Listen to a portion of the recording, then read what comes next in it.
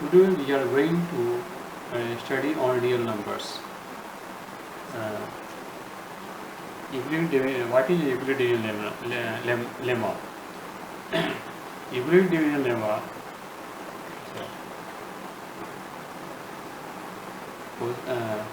First we should go through a question. What is a dividend? We should know what is a dividend, and let us understand it with the help of simple example. We take here example. We have to divide 14 by 6. When we divide 14 by 6, when we do such division, then we have to 14 is here dividend, 14 यहाँ क्या है dividend है, और 6 जो है divisor है. जब हम लोग 14 को 6 से डिवाइड करते हैं तो 2 जो है क्वेश्चन को घुमाता है और रिमाइंडर 2 बचता है, जो हम लोग दिए हुए स्टेप से समझ सकते हैं. After division now we can write 14 as equal to 6 into 2 plus 2. इस तरह से हम लोग समझ सकते हैं. डिविडेंड को एक फॉर्मूला से हम दिखा सकते हैं, जो है dividend is equal to divider into question plus remainder. Can you think of any other number? हाँ, अब हम लोग दूसरा नंबर भी ले सकते हैं. जैसे if you want to divide 100 by 20, है ना. जब 20 को 100 डिवाइड 100 को जब 20 से डिवाइड करेंगे तो यहाँ पर 100 जो है डिविडेंड ग्रुप में होगा एंड 20 डिवाइडर ग्रुप में होगा. 5 क्वोशंट हो गया और रिमाइंडर हो जाएगा 0, जिसको हम इस तरह दिखा सकते हैं. Thus if we have dividend and a divisor, then there will be unique pair of quotient and remainder that will fit into the above equation. This brings us to Euclidean lemma. यही हमें ले जाता है Euclidean lemma की. जब हमारे पास dividend है और डिवाइजर है तो यहीं पर एक यूनिक पेयर ऑफ क्वेश्चन और रिमाइंडर भी होगा, ये जो इस इक्वेशन को फिट करेगा. यही हमें ले जाता है यूक्लिडियन लेमा की तरफ. अगर हम लोग ये मानते हैं कि ए और बी कोई 2 पॉजिटिव इंटीजर्स हैं, तो यहाँ एक यहाँ 2 और यूनिक इंटीजर्स एग्जिस्ट करता है जो क्यू और आर होता है.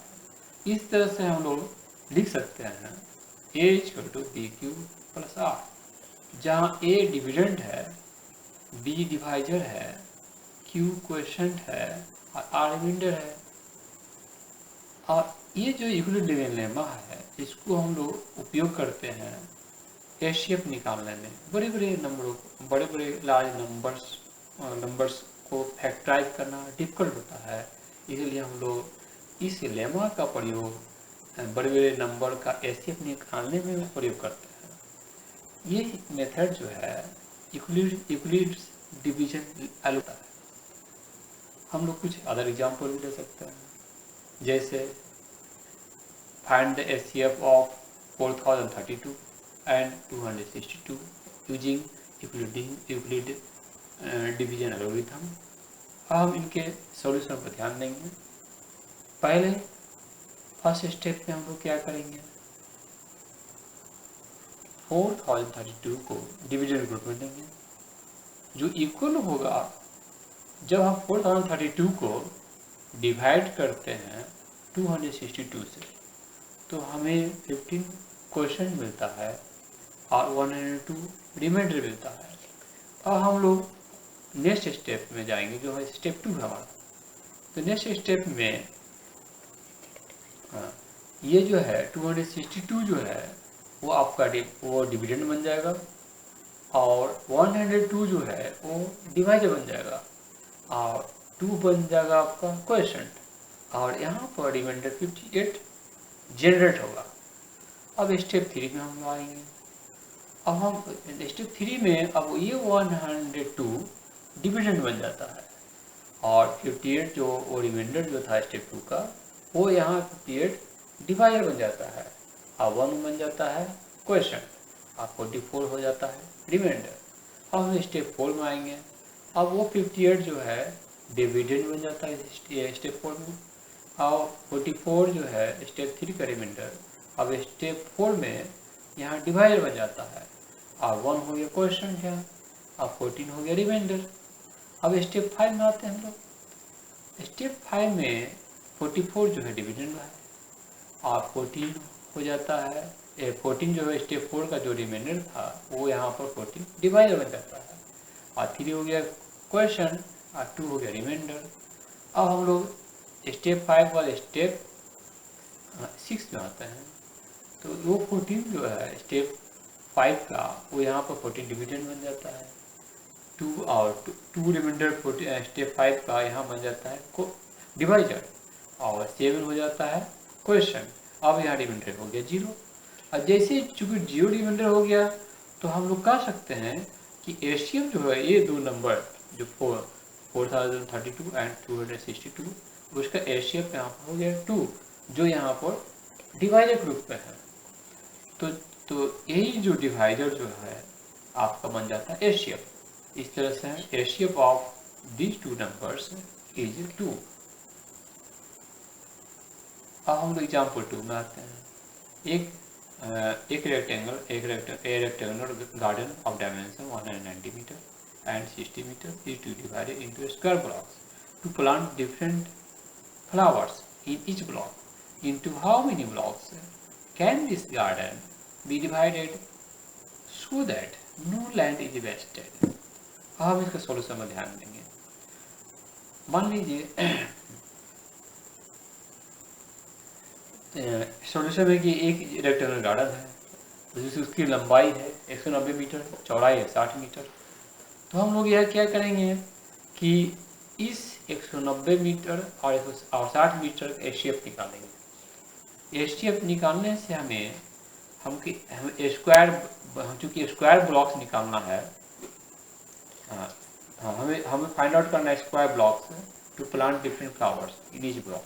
इसलिए हम लोग हमको लार्जेस्ट नंबर फाइंड आउट करना है ना, जो कम्प्लीटली डिवाइड करता है दोनों नंबर जो 190 को और 60 को। तो एचसीएफ हम लोग निकालेंगे 190 और 60 का हाईएस्ट कॉमन फैक्टर, जो हाईएस्ट कॉमन फैक्टर है। तो 190 और 60 का हाईएस्ट कॉमन फैक्टर निकालेंगे इक्वल डिवीजन एल्गोरिथम यूज करके। तो इसके बाद हम लोग 190 को डिविडेंड ग्रुप में लिखेंगे, 60 यहाँ पर हो गया डिवाइजर, 3 हो गया क्वेश्चन और रिमाइंडर हो गया 10। फिर हम लोग 60 जो है को हम लोग डिविडेंड ग्रुप में लिखेंगे, 10 हो गया, 10 जो रिमाइंडर है अब 10 बन जाएगा डिवाइजर, 6 हो गया क्वेश्चन, रिमाइंडर हो गया 0। चूँकि रिमाइंडर 0 है इसीलिए 10 जो है एचसीएफ बन जाता है 190 एंड 60 का। अब हम लोग क्या करेंगे 190 को, चूँकि लंबाई हमारी 190 मीटर है, चूँकि एचसीएफ हमारा 10 आता है, इसी 190 को 10 से डिवाइड कर देंगे तो हमको लंबाई की तरफ 90 स्क्वायर ब्लॉक में प्राप्त होता है। और उसी तरह हम लोग 60 को 10 से डिवाइड कर देंगे तो हमें 6 ब्लॉक मिलता है। ये जो है ये ब्रेथ की तरफ 6 ब्लॉक मिलता है। अब हम दोनों को मल्टीप्लाई कर देंगे, हमको टोटल नंबर ऑफ ब्लॉक्स मिल जाता है गार्डन में। इस तरह 90 × 6 जो है इक्वल टू 140 जो हमारा आंसर है। अब एग्जाम्पल 3 में आते हैं। Find the HCF of 336 and 90 using equal division algorithm.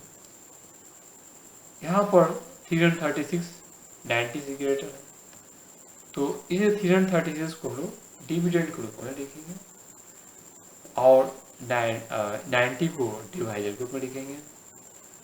तो 3 हो गया क्वेश्चन, 66 हो गया रिमाइंडर। अब 90 जो डिवाइजर है उसको हम डिविडेंड ग्रुप में लिखते हैं और 60 और रिमाइंडर जो है 66 को कर देंगे डिवाइजर, 1 हो जाए 24 हो जाएगा रिमाइंडर। उसके बाद हम लोग इस 66 को डिविडेंड ग्रुप में लिखते हैं, 24 जो रिमाइंडर है उसको डिवाइजर ग्रुप में लिखते हैं, 2 हो गया क्वेश्चन, 18 हो गया रिमाइंडर। अब आगे बढ़ेंगे।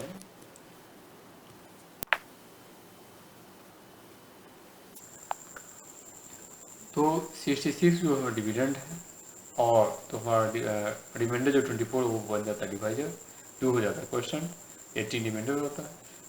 उसके बाद हम लोग इस 24 को डिविडेंड ग्रुप में लिखेंगे। तो अब 24 चूँकि डिविडेंड है और अब ये जो है 18 हो जाएगा डिवाइजर, 1 हो जाएगा क्वेश्चन और 6 हो जाएगा रिमाइंडर। अगले स्टेप में हम लोग इस 18 को अब डिविडेंड बनाएंगे यहाँ पर, और 6 रिमाइंडर था वो हो जाएगा यहाँ पर डिवाइजर, 3 हो जाएगा क्वेश्चन और 0 हो जाएगा रिमाइंडर। चूँकि 0 रिमाइंडर है इसलिए 6 हमारा एचसीएफ हो जाता है।